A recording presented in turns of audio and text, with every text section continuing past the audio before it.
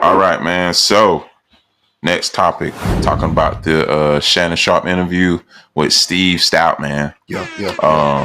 Man, that was a phenomenal interview. He blew it. He had Jay-Z. He had the most important artist of his generation.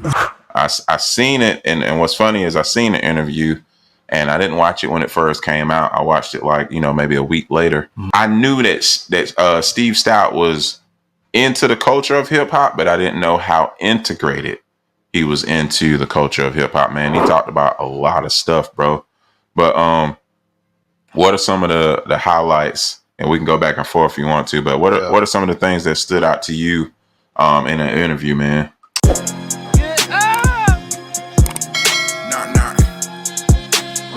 One of the biggest things that stood out was when he went back to his old high school. Yeah.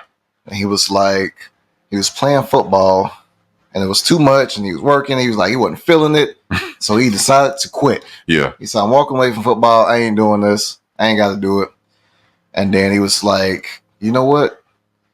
I'm finna go back and I'm finna finish. I'm gonna go back. I'm gonna finish the season because I don't want to be a quitter. I don't want to have this held over my head for the rest of my life. Yeah. And he said that changed his life forever. Yeah. Because when you start something, you finish it, man. And I really respect that.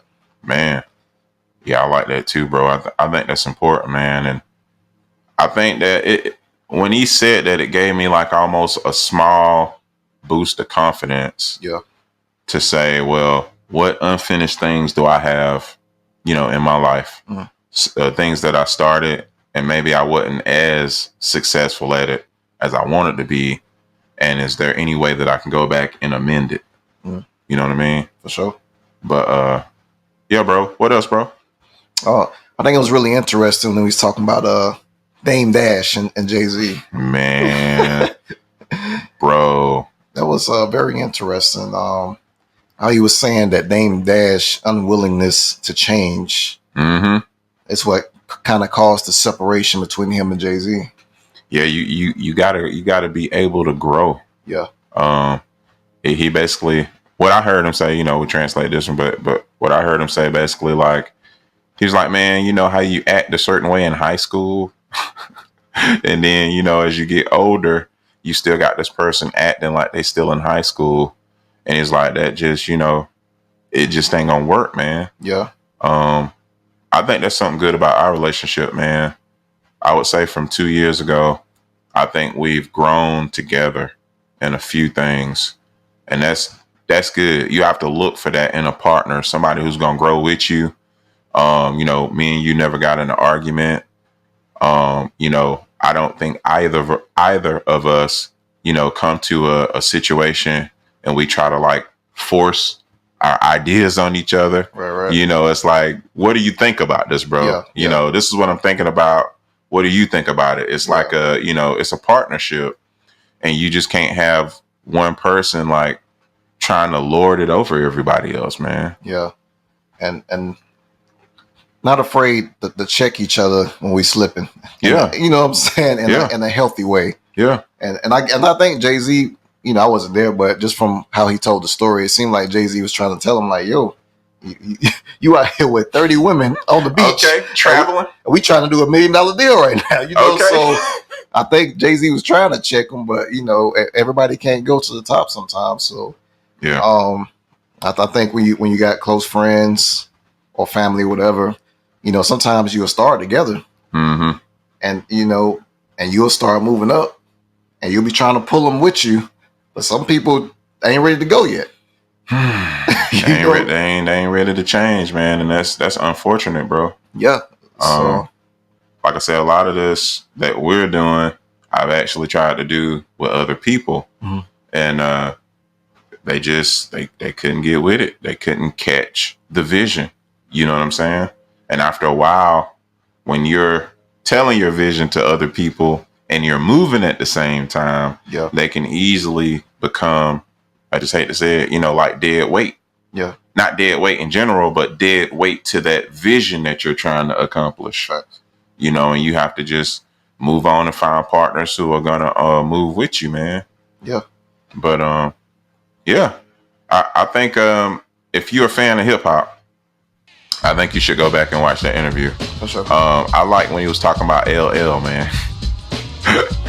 He said LL is has no middle ground. He's either talking about girls or he is beefing.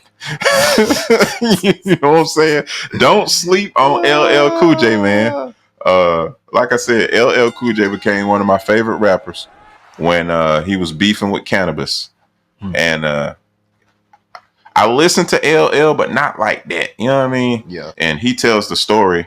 So I guess Cannabis and LL was on the same song. And the way that LL approaches any song, he's going to get on it and he's going to go hard and he's probably going to diss a couple people. So I'm guessing he dissed Cannabis first. Yeah. And I was like, that's a lot. Yeah. It was hard too. I was like, well, that's the end of LL's career. No, sir. No, sir. That's what LL Cool J does. And he pretty much ended Cannabis' career. Shout out to LL. Shout out to LL, man. I think another thing that stood out was, I'm not going to say he discovered Nas because Nas already had Illmatic out. But he went to the hood to get Nas and sign him. Yeah. And almost got shot. Yeah. Let his homies tell it. Yeah. He was finna get shot. But yeah. And then after that, we had, If I Rule the World, which was a classic album. Classic. But yeah. For sure. Y'all go check that interview out. My hip hop heads. Or the young folks, definitely go check it out. Learn your history. You know what I'm saying? Yeah. That's one thing I wasn't afraid to do when I was younger, coming up, learning about the history before me. Mm-hmm. Especially since I like to rap and I'm into hip hop. I think it'd be something good for the young folks to watch. Most great artists study history. Man. I think that's something that we don't do enough. But yeah, any great artist you can think of. And when I say great, I mean like the Michael Jacksons, Prince. Everybody will tell you like these people constantly did music and they also studied the greats. Bruno Mars, they study the greats. So yeah, it's a very important interview, I think, for the culture, man. Yeah, for sure. Shout out to Shannon Sharp. Man, he doing something crazy with the podcast right now. So yeah, y'all can say what y'all want about but talk about him in that Ninja Turtles. But Unc getting this money. He getting this money, and man. He's right now. I think he's an important part of the culture. Yeah, for sure. Because he's bringing people on his podcast who, you would probably never hear certain stories from. Facts. Outside of maybe Earn Your Leisure. But yeah, he has a different perspective and a way that he approaches the interviews that are just dope, man. So go subscribe to Shannon Sharp. And if you ain't subscribed to the Keep It Pushing podcast, come on, man. Push the button, baby. Come on, man. Push the button. Subscribe to the homies. Get this knowledge. We're here to serve.